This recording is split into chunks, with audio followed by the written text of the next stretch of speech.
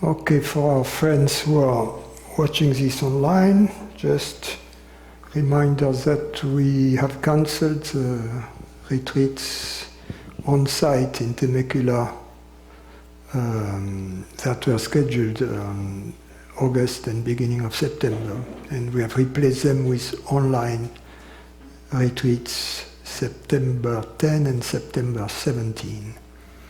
We are still planning to have the Thanksgiving retreats on site if the COVID situation stabilizes. Okay, any questions here? They say they have no sound online. Because you have to put my mic on, activate the mic. Or choose the right mic, which is... Yeah. I have the mic set for black magic. Yeah. That's what it says for now. That's good. Okay. Any?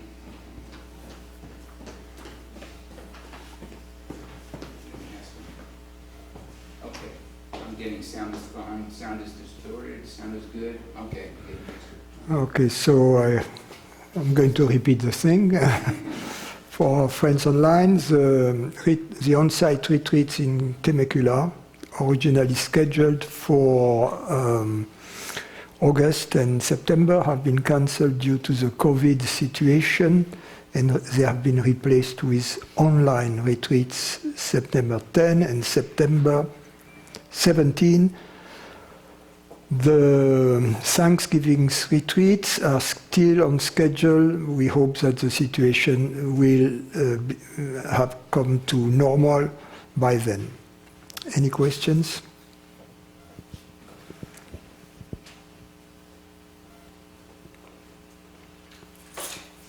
No questions on that. Oh yes, we have one question.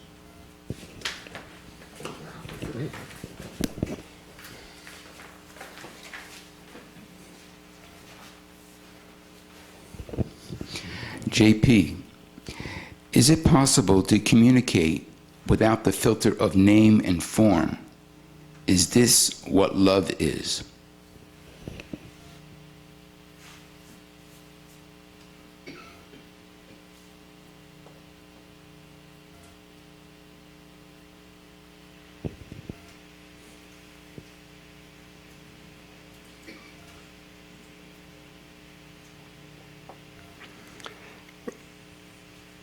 We can hardly speak of communication in this case because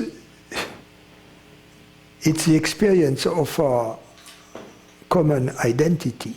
So who is communicating with whom? There is no communicator and no communicatee.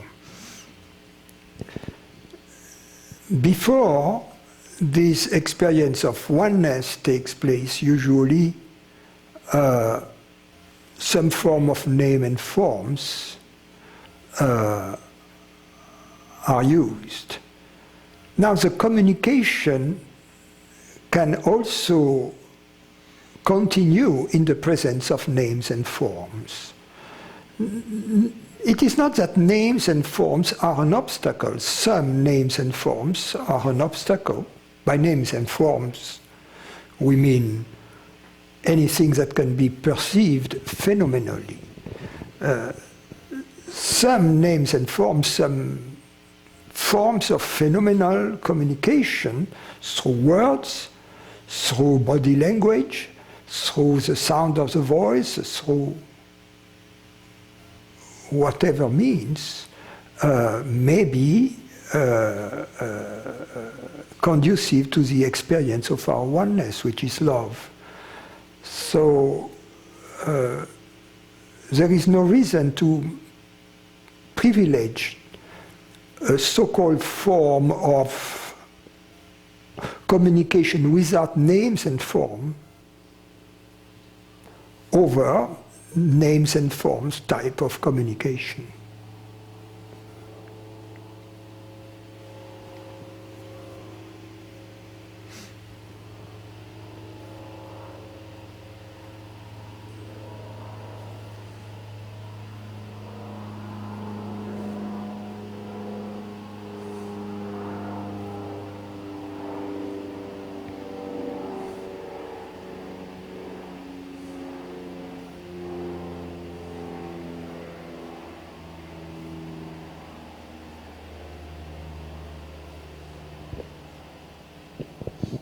Another question from Rachel. Does the drive towards becoming always come from a sense of separation?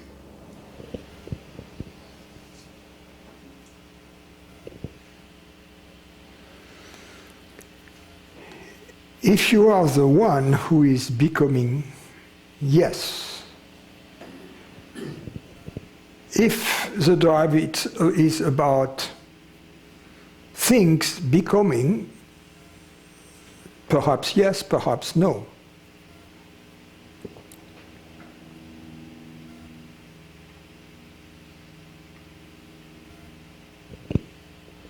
In other words, we can act towards implementing changes in the current or future situation, provided this desire for change comes from an impersonal source. But in this case, we are not the one who is changing. It is the phenomenal world around us which is.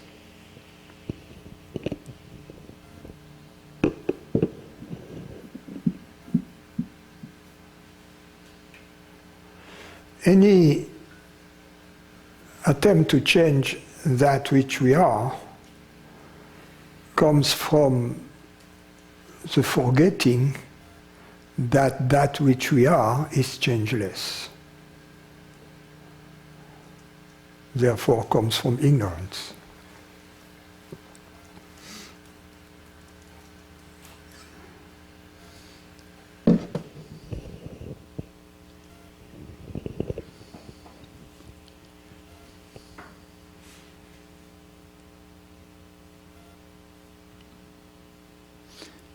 Okay, another from Peter.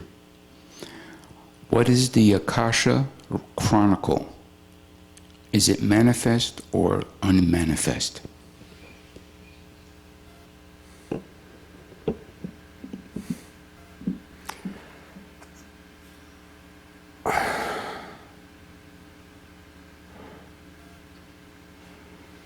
That is not part of the changeless aspect of reality. Therefore, it's part of the illusion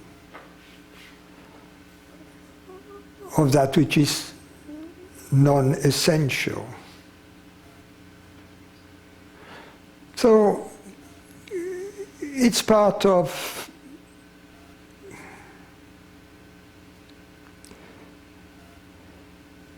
New Age Indian thought, so I'm going to lose a lot of followers if I say that.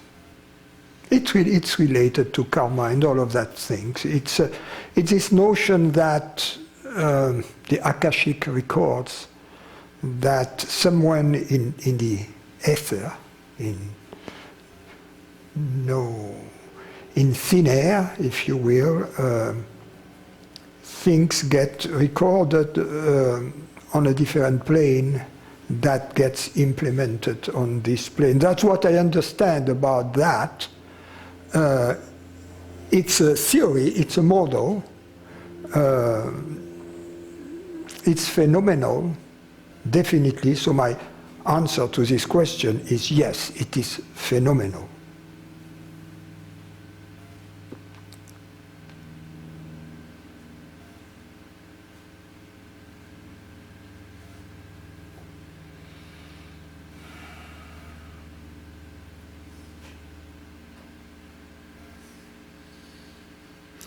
If someone gets recorded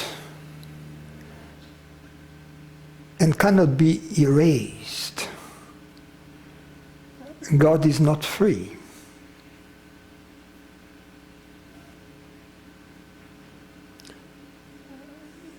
If God is free, then she can erase the records. If she can't, the records are more powerful than God.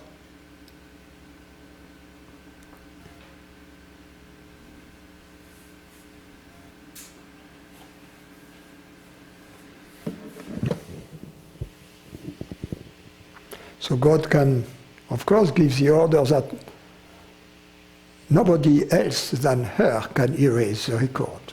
She got the master key. But she will never lose it.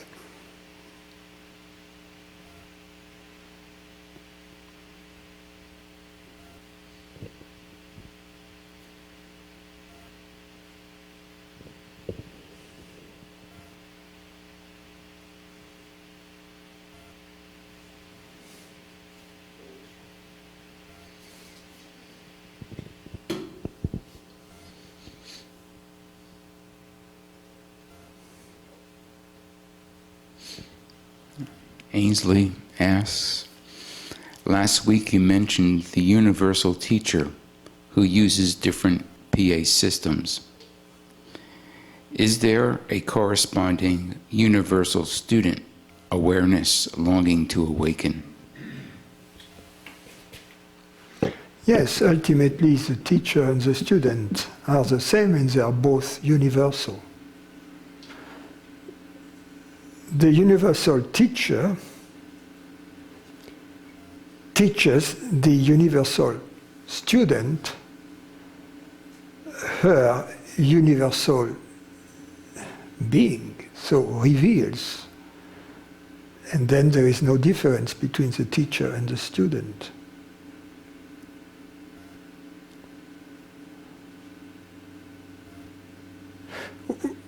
We have this deep intuition that the other is like us. In other words, that the experience of other people is not different from ours. Of course, the phenomenal aspect of it. But the consciousness aspect, the awareness, is the same. So, although we know that it is the same, we believe simply it to be similar. But how could we know that it is similar without having the experience that it is the same? Where do we get this intuition that the awareness in other people is similar to ours?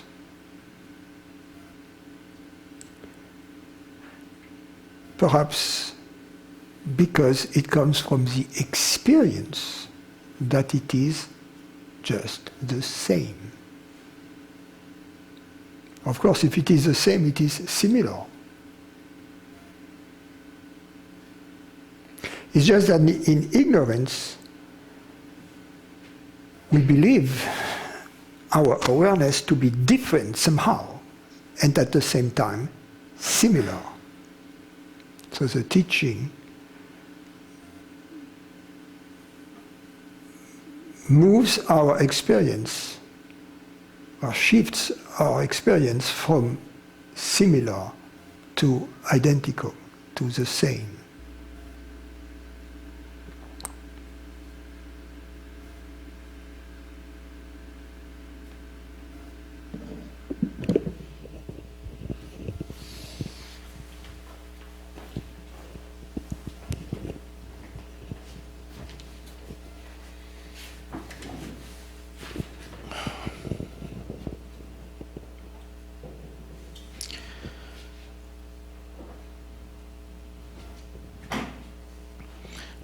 Knowing that none of this tells me what I am, at this point doesn't seem to help me with regards to the fact that whenever I is referenced, there's this really hard condensing in the body kind of sensation that I still live from.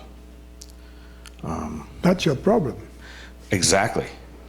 And why would you live from being something which you perceive instead of from being that which perceives?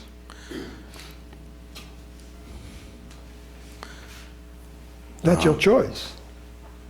It's your decision to decide what you are, and then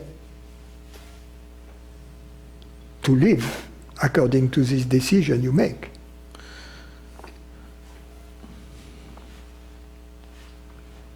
okay. I was going to ask about yogic exercises to have the rest of experience feel as intimate as the physical experience.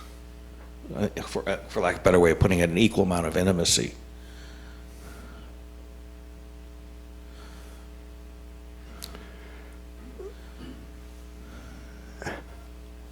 What about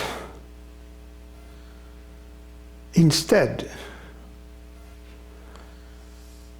having the seemingly intimate experience of your body shifted to being as external as the experience of the world around you? Oh, I like that.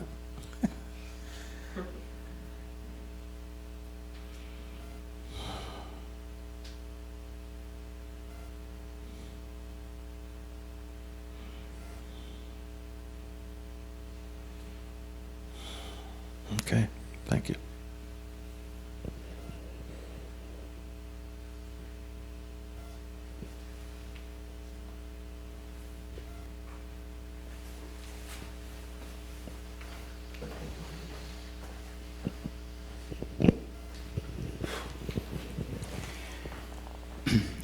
Alexios asks, do I know movement since there is no separation? Do I know? Do I know movement since there is no separation?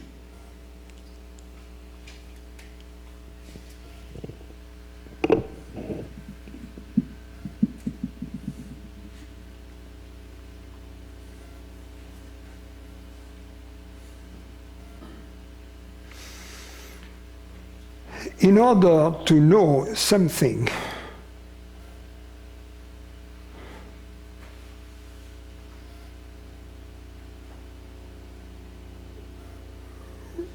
we cannot be separate from the thing we know.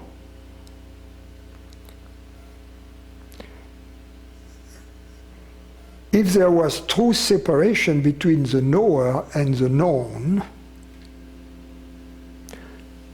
knowing the known wouldn't be possible.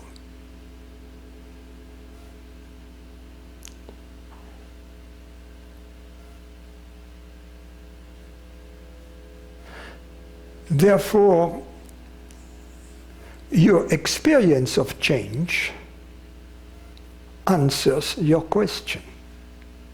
How is it possible? Just because it is an experimental or an experiential fact. If my theory was that it is theoretically impossible, but my experience is that it is a fact, what shall I choose? My theory or my experience? It is a fact that we experience change. And it is a fact that in order to experience anything, we cannot be separate, really separate, absolutely separate from the thing we experience.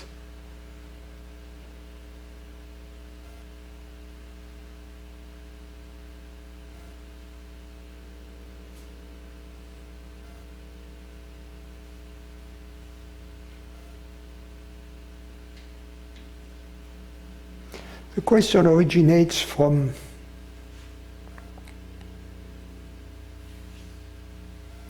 a lack of distinction between a change in that which appears in awareness and a change of awareness. So there is no change of awareness, but there are changes appearing in awareness.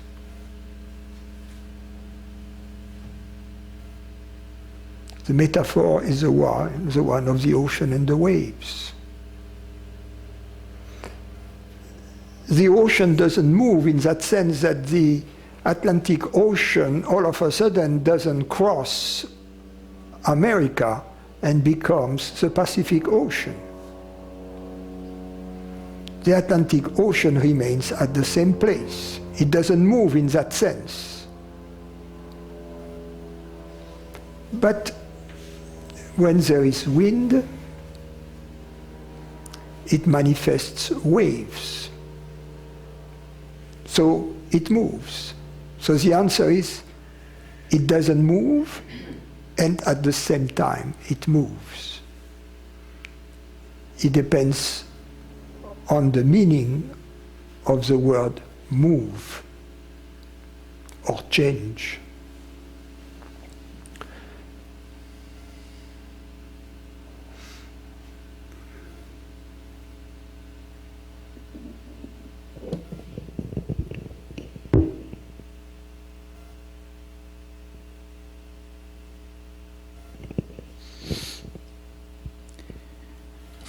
From JP, could you talk about relapse into ignorance?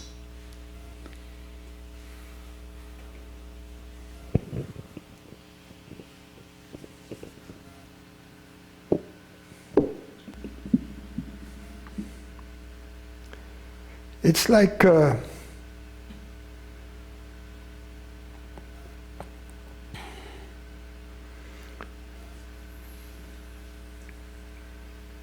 doing something we know is not good, but we can't resist because we love it too much.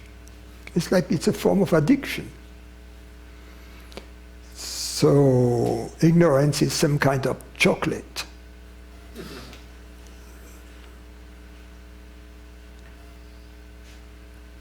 We are free to eat chocolate or not to eat chocolate.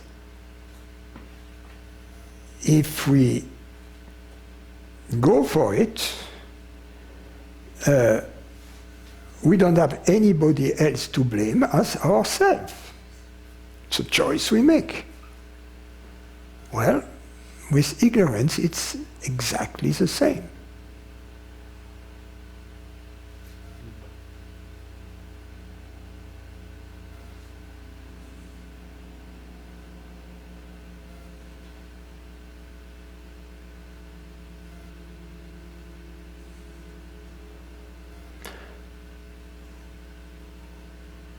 The problem and the big difference between chocolate and ignorance is that chocolate brings about some temporary pleasure.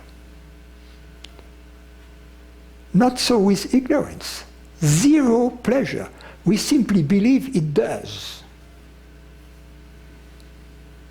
So ignorance is all disadvantageous.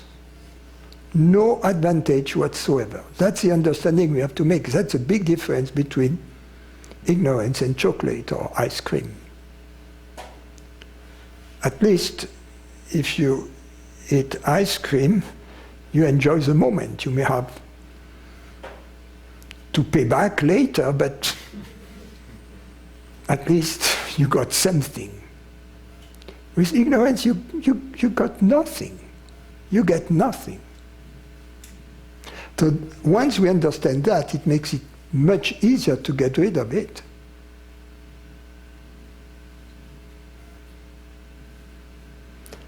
Ask yourself, what is in for me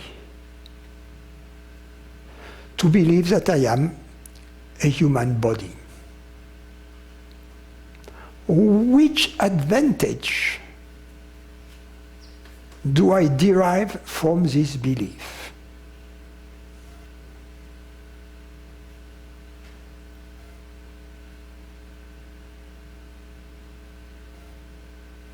Try to find one.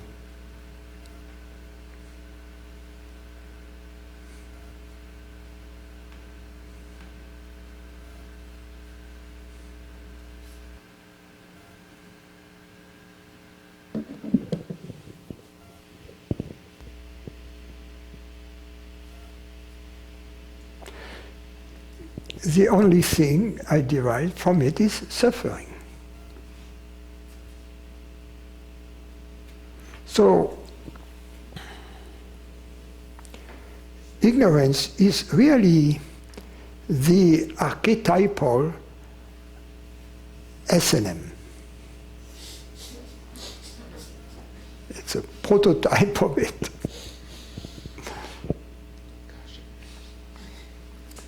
So, if you ask me why, I say it beats me.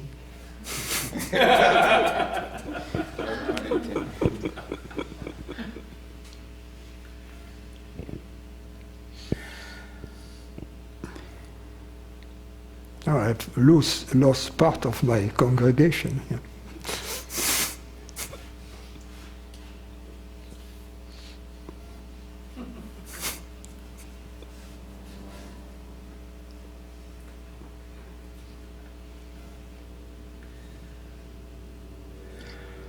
From Melissa. Please talk about the self-reflective aspect of infinite awareness. Is awareness reflected via all objects arising in it? Say that again. Please talk about the self-reflective aspect of infinite awareness. Is awareness reflected via all objects arising in it?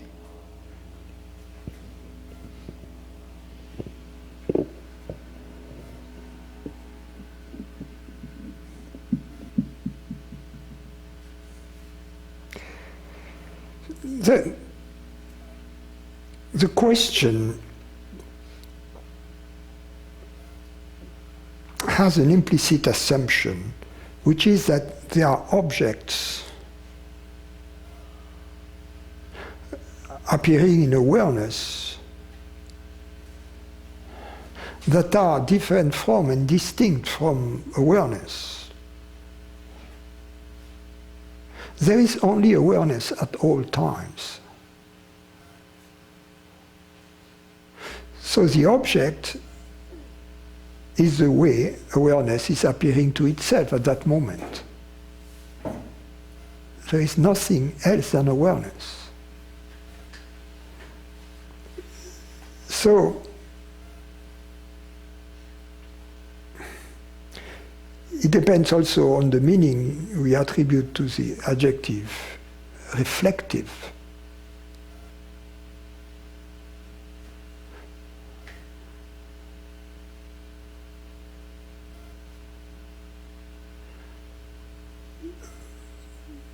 It may refer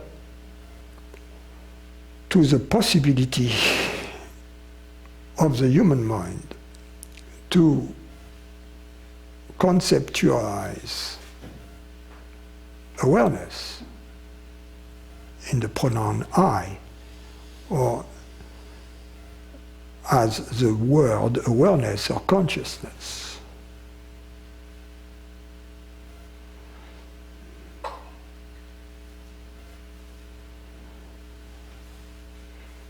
The word is not the thing, as Krishnamurti used to say, in that sense that the word is not all of the thing.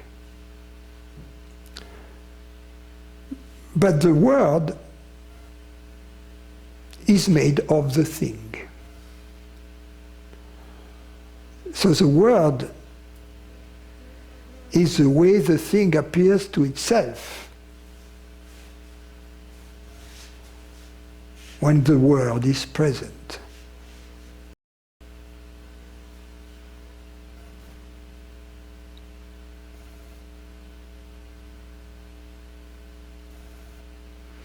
The identification of ignorance is the identification of the self, awareness, either with a word, a concept, or with a bodily sensation.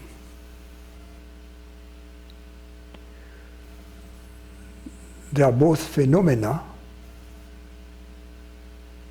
made of awareness, but they are not all of awareness. In ignorance, there is a reduction of this universal presence to this microscopic perception.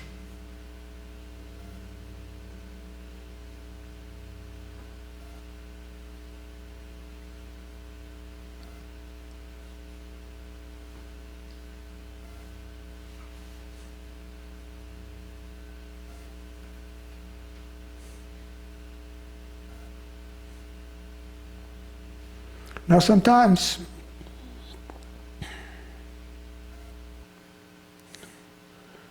there is an image being used.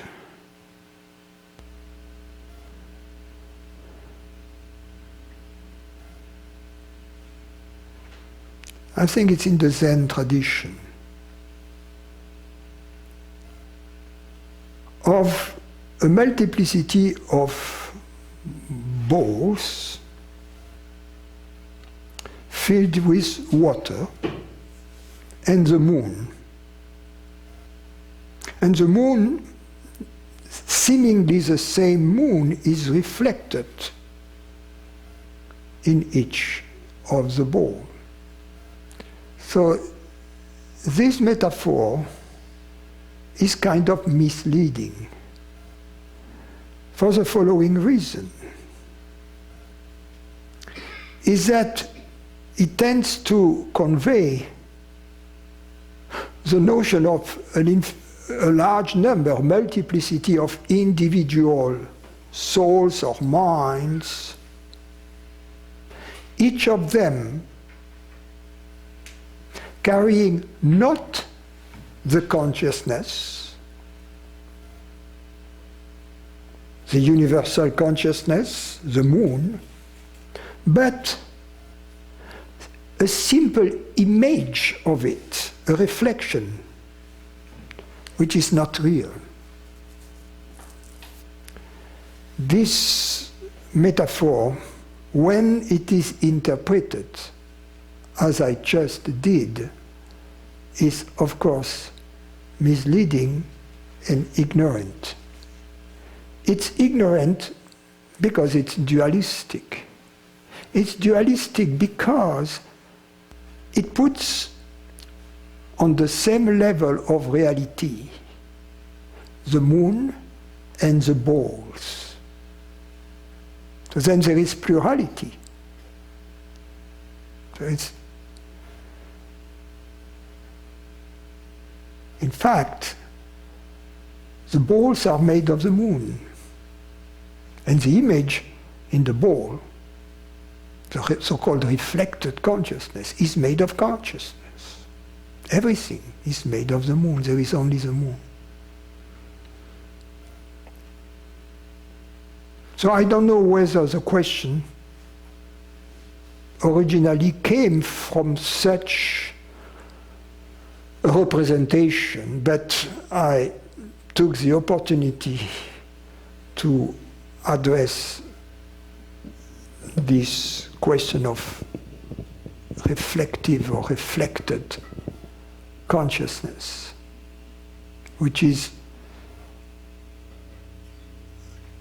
very widespread and even in some otherwise non-dual teachings. So I wanted to kind of debunk the implicit dualism of this view.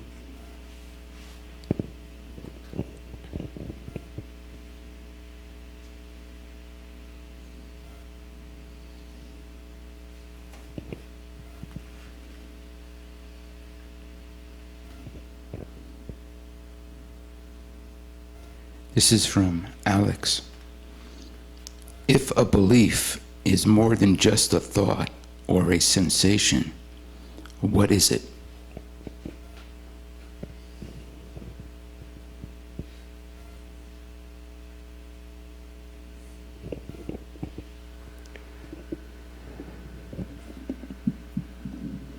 It's a creation.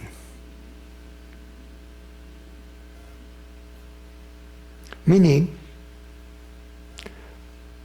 an act of freedom.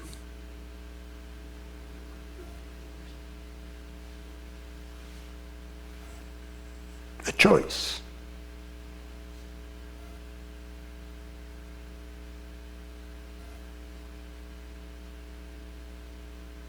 So ignorance requires a two-step process.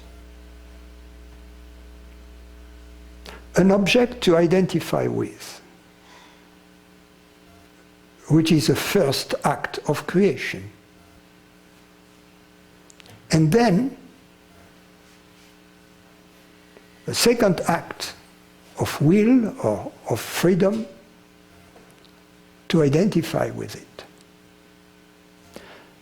The first act of will or of freedom, the creation, is called Maya. The second is called ignorance, avidya in Sanskrit.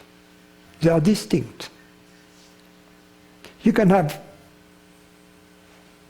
Maya without avidya. You can have phenomena without identification. However, you cannot have ignorance, avidya, without something to identify with. Therefore, without something, some kind of Maya.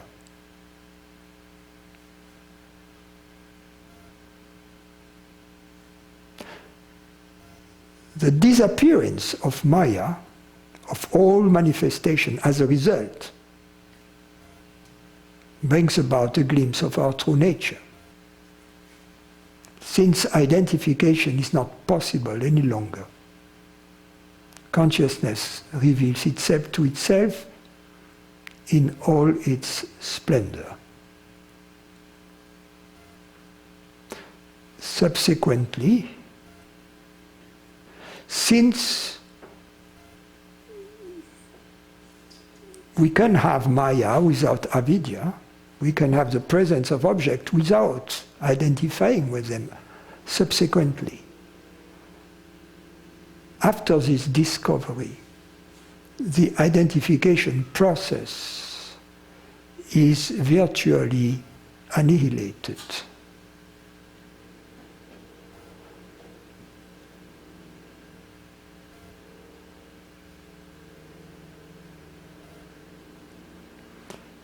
It may remain there for a while as an old habit.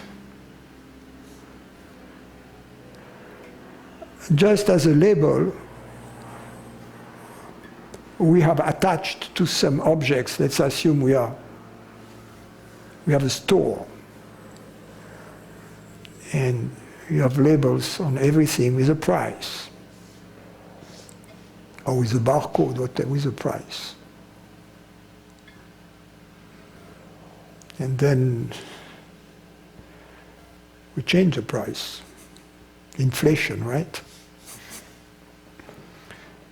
The barcode remains the same, just that the price has changed. So in ignorance, the price of the object is called ignorance. In wisdom, it's different. The label remains stuck to the object for a while. After a while, the store owner sticks a new label on top with the correct price.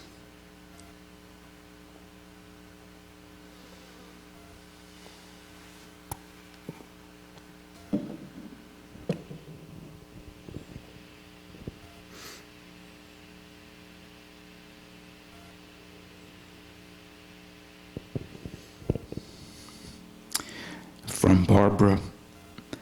Could you talk about dissolving of attachments to people, places, and pretty much everything else?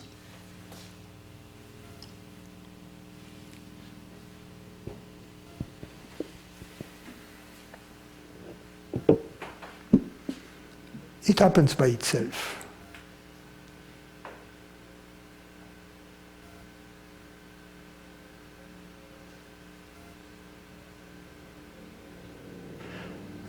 Attachment is not about love. Love with attachment is often a mixed bag. Discrimination eliminates the attachment, which is the ignorant part of this apparent love. And then love remains in its purity.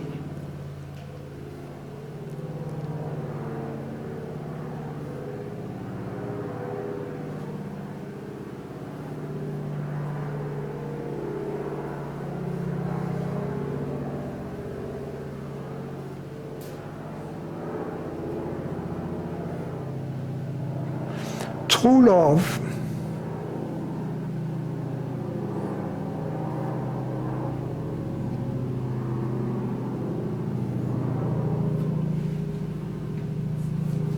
in many cases,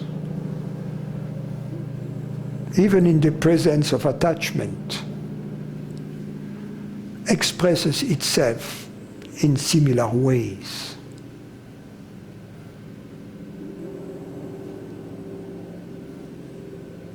In many cases,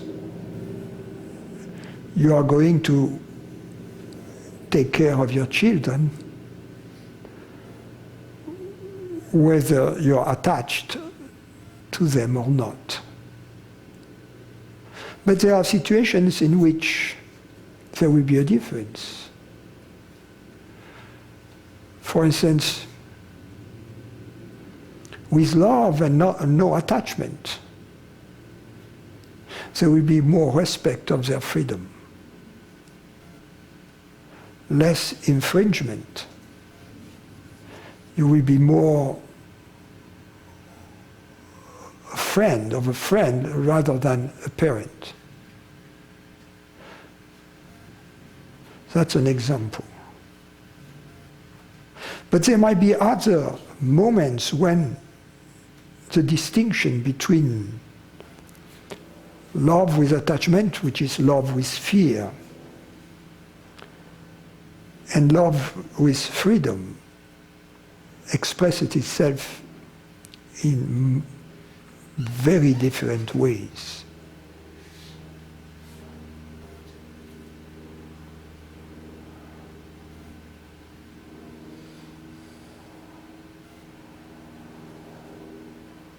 I remember my teacher telling someone, a student, who had just learned he had advanced stage cancer, telling him, you had a good life.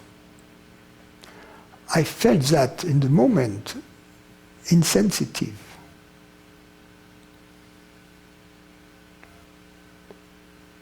But then, what else could he have told him that would be at the same time positive and true? Anything he could have said along the lines, you'll feel better, you have a good chance, would be bullshit. Right? So anything that wouldn't be an acknowledgement of the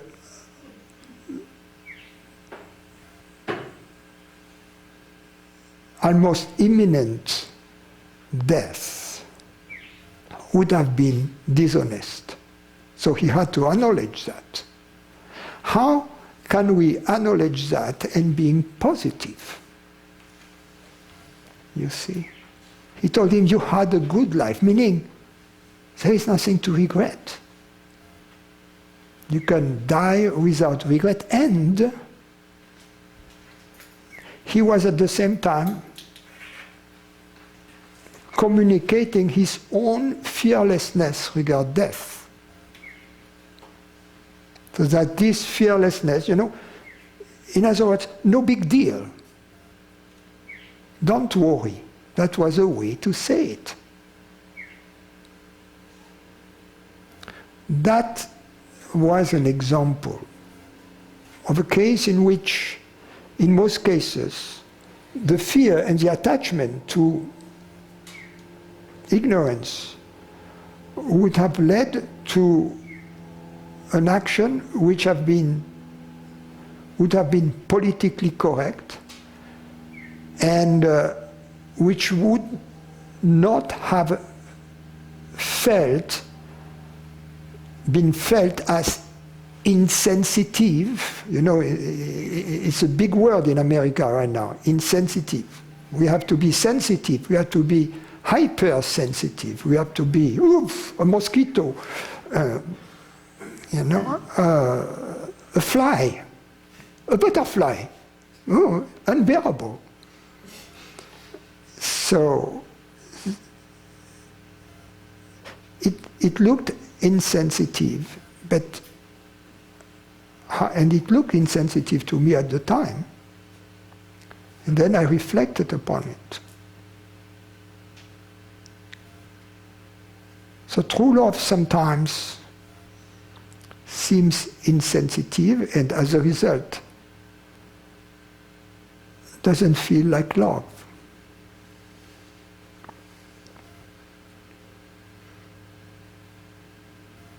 The absence of attachment is that which makes this difference, in which then freedom can communicate itself and fearlessness can communicate itself.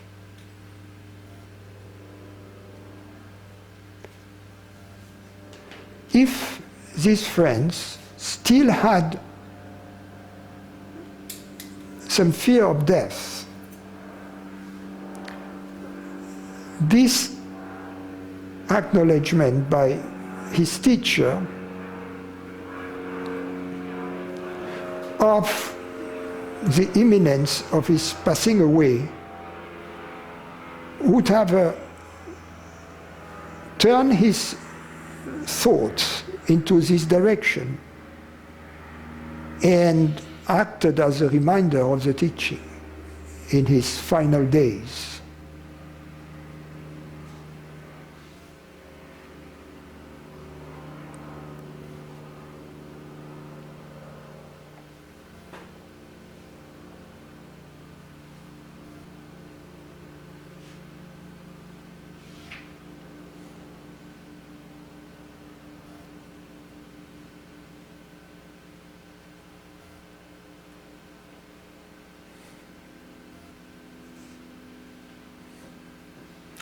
We live in a world and in a culture which is a little bit of a fairy tale. We don't see dead people. We live in a cocoon.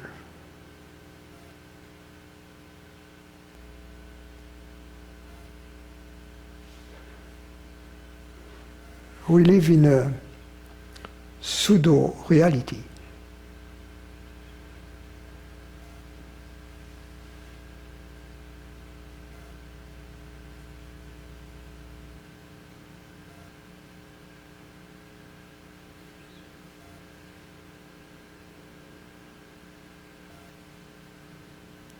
The more we identify with the body, the more we want to be protected.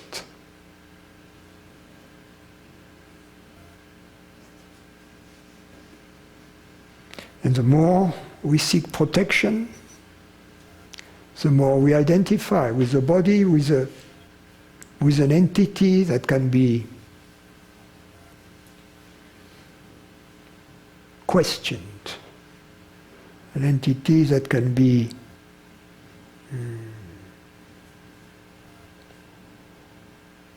insensitively attacked in our religious beliefs, in our political beliefs, in our whatever beliefs we have.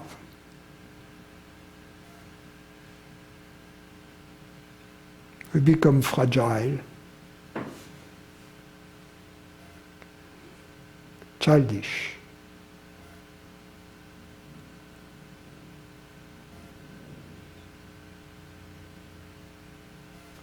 We lose the intrinsic qualities of wisdom, courage, fearlessness.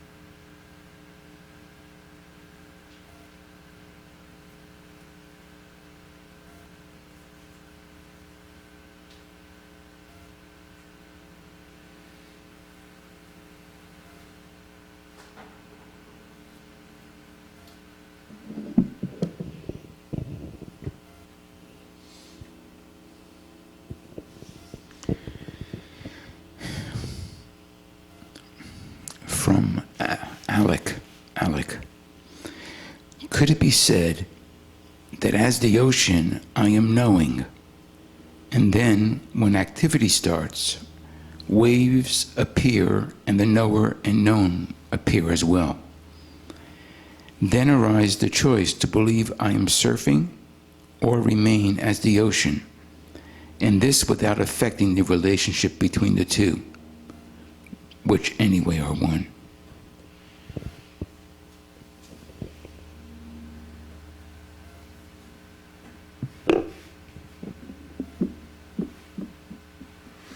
Well, Alec, I'm not going to challenge your metaphor. Whatever works for you.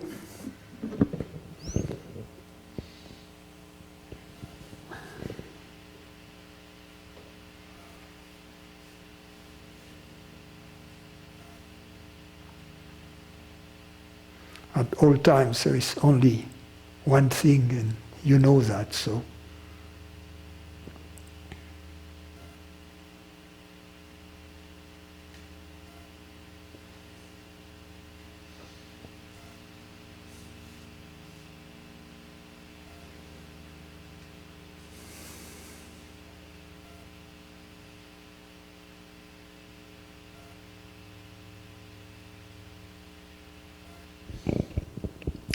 From Stefano. Earlier, you mentioned that we can choose to be free instead of being identified with the body. Does this choice happen in the mind, or is it something different? You would have to define the mind.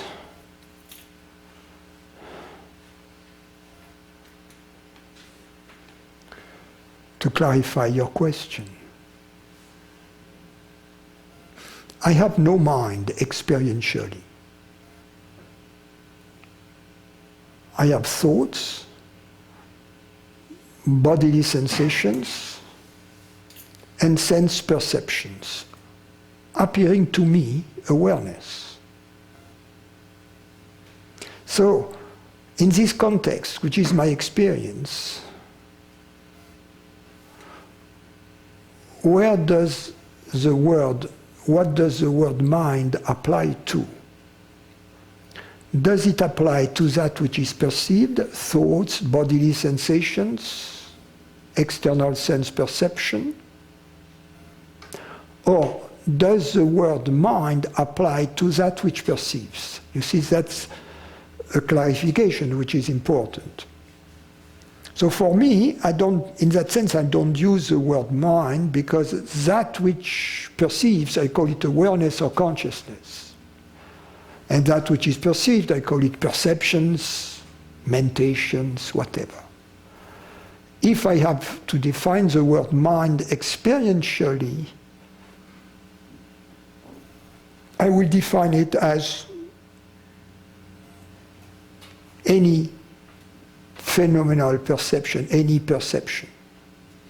Experientially, that's what the mind is to me. So, what was the question, having clarified that? Thus, earlier you mentioned that we can choose to be free instead of being identified with the body. Does this choice happen in the mind, or is it something different? Right. So, the choice, obviously, like any decision we make, appears in consciousness. It appears in the form of a thought, usually. Let's do this, let's do that. What is it? So that which decides is that which creates the deciding thought. So it appears in awareness, and it is decided by awareness. That's the answer.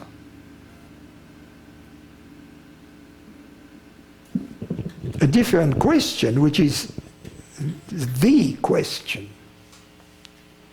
is this awareness limited or not?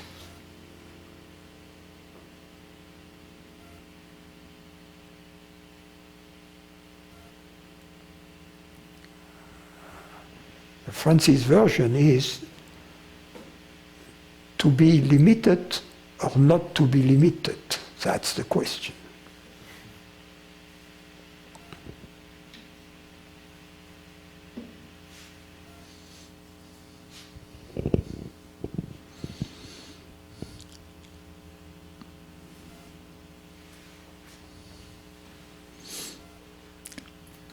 A question from Xavier. Hi, Francis. My first question is, why do you think that when we get older, the time passes faster?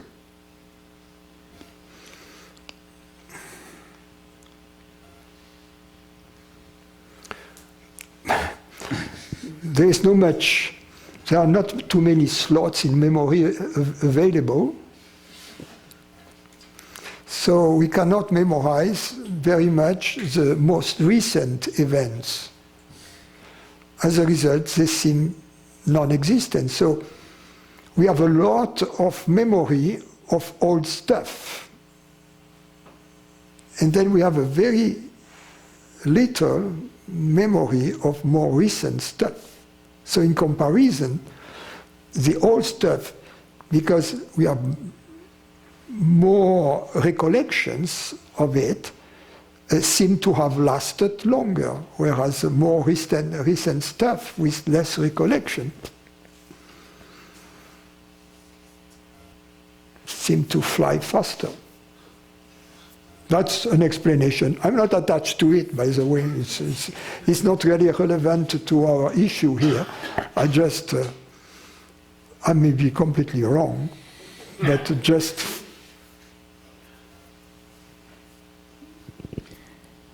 He has a second question. I don't have an answer to everything, right? Yeah.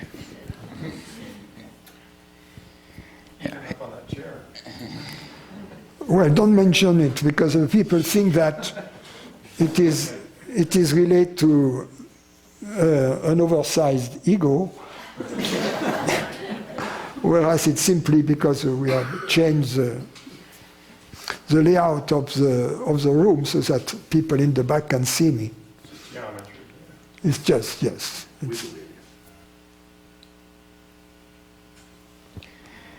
He has a second question, and it is that knowing presence is infinite, there must be a mechanism in every human being body to avoid perceived the totality of the universe. I don't understand that.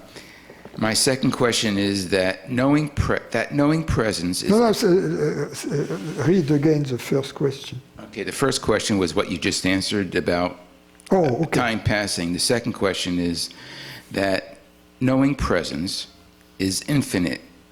There must be a mechanism in every human body to avoid perceived the totality of the universe. To avoid? To avoid maybe perceiving the totality of the universe. What is your opinion?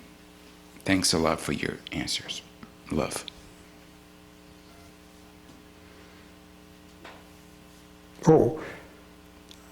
As a as someone with a scientific background, yes. It's just that our external senses have a very limited range. They are localized somewhere in this vast universe, and the sensors are very limited in bandwidth and sensitivity, etc. So we have access only to a little part of the spectrum of what is available in our corner. That's the mechanism. It's just a limited instrument through which we perceive.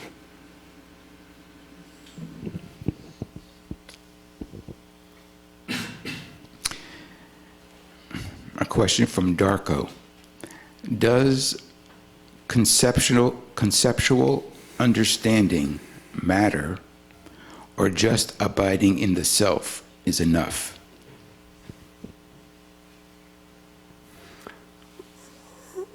Well, I would challenge the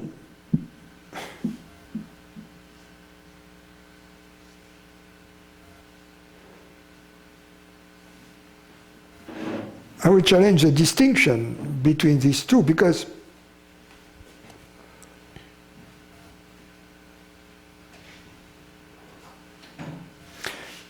there is the assumption that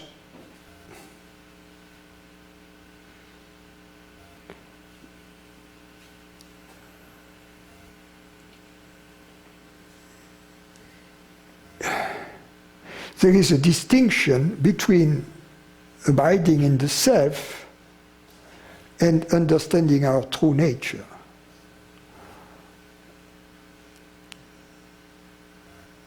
It is not possible to understand our true nature, meaning to have the experience of our true nature, without abiding in the self at that moment. It's not possible. So, true understanding of our true nature implies, at that moment, abiding as the self, abiding in the self.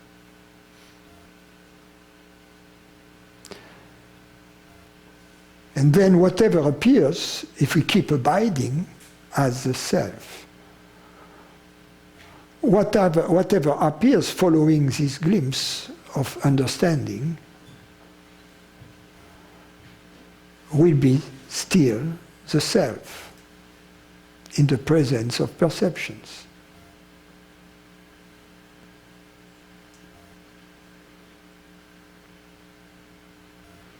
So true intellectual understanding is experiential, in other words. We cannot understand anything about awareness without, at the same time, making the experience of awareness, experiencing awareness at the same time. Therefore, for that instant, abiding as awareness.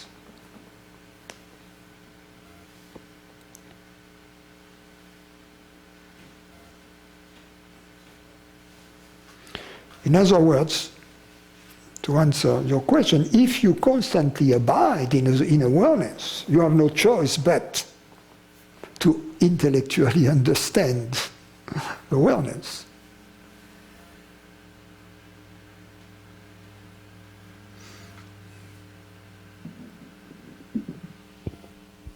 unless you don't think.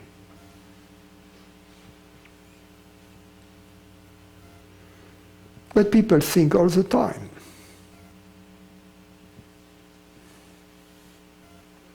Especially the ones who believe that the spiritual path is one in which we should stop thinking. We should, through some act of will or discipline or effort, stop thinking. What I sometimes say is that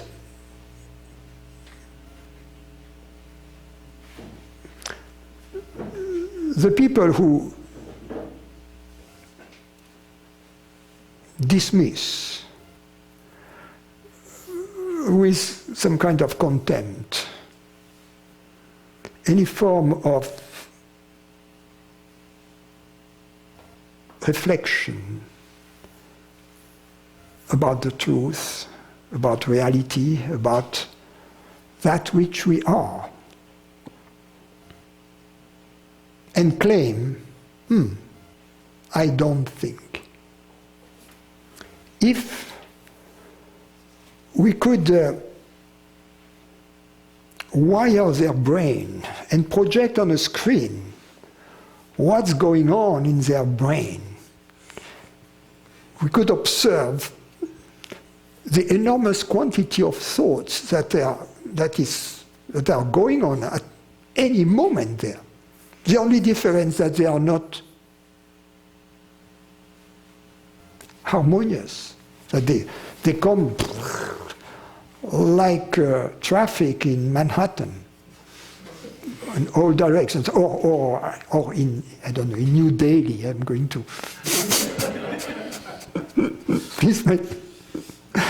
and so just that it goes too fast, that they think I don't think. But we hope that a fear here, a desire here of them, what am I going to do next, etc. I have news for you. If you're a human being, you think. If you believe I don't think, you stink.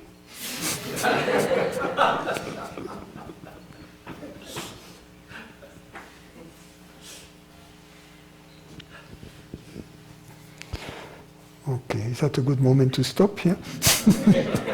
No, you have other questions? One more from Lewis. Can you talk about relationships? I know I am in ignorance in my obsession, longing for a relationship. I know my longing for this is coming from a lack and not an impersonal desire. Although I see this clearly from myself and want to stop this obsession doesn't go away. How to solve this lack and personal desire when it is so strong?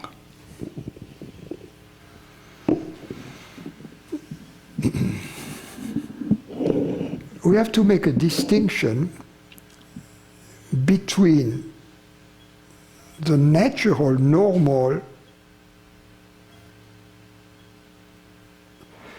desire, which correspond to needs, either physical needs or psychological requirements of the body. The body needs water, food, air, shelter, and we are social animals, so we need to interact with other human beings and also with animals. So to ignore that would be a mistake. What is a mistake is the belief that the mere fulfillment of our need, be they physical or psychological, is going to bring about the happiness we seek. That's a mistake. That's the only mistake. So, when we understand that, we have separate the quest for happiness from the necessity we are in to fulfill the needs of the human body, mind, organism. As awareness, we don't have needs. The needs belong to the body-mind. As awareness, we are simply the manager of the body-mind. We manage it with intelligence, and we manage it from a distance, meaning knowing we are not the body-mind. We are not dependent upon the body-mind, but the body-mind is dependent on us. The body-mind is dependent on our wise decisions we are going to make about fulfilling the legitimate needs of this body-mind. So, going back to relationship, it shouldn't become an obsession. Because if it becomes obsessive, it means that you are identifying with this body-mind and that you believe at that moment that your happiness as awareness is dependent on the fulfillment of the needs of the body-mind. So once you have separated the issue, you are on a two-track, now a course. You have the spiritual course. And then the course about what to do with the body-mind has to be merely practical. I desire a relationship. Be realistic. If you are 80 years old, don't try to hook up with a hunk or with a beautiful girl who is 20, right? It's kind of non-realistic.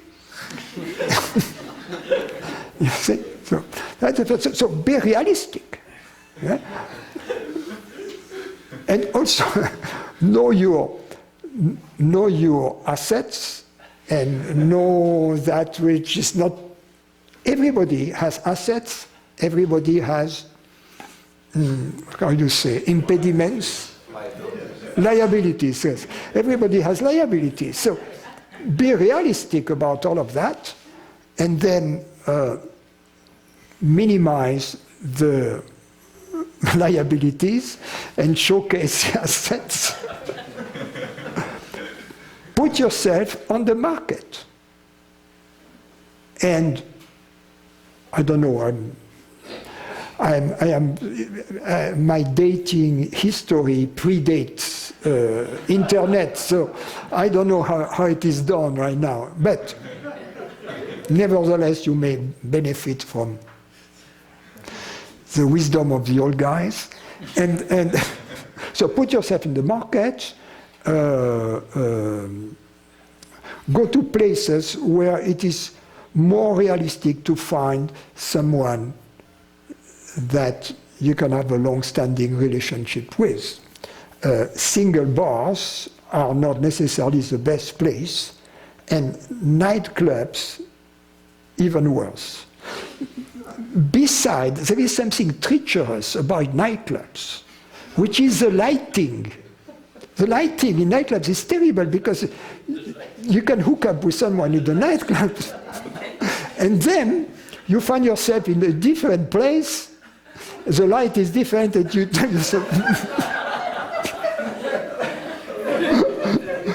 what have I done? No. But you know, if you are interested in art, you know, join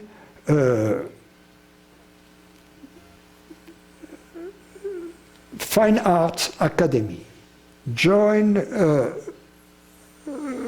choir, you know, singing, take singing lesson, dress normally, you know, try to look good, you know.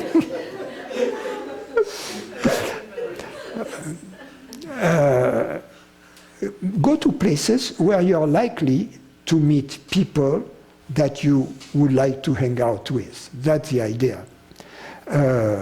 Also, if you're a boy, if we're a boy, your friends have sisters, and their sisters have girlfriends. So, and the sister or the girlfriend of your friend, if she likes you, she's going to find the best, a good friend of her too. She's going to be a good matchmaker. So, in other words, if you restrict the scope of your friendship solely to prospective girlfriends or boyfriends, you are limiting yourself in a very stupid fashion. Whereas if you're more widely open to people, even older people, because older people somehow, they may know younger people. So if you have a wider scope of friends, you increase your chances of finding the right. Okay, I think we have traveled long enough down this road. Any other question? Okay.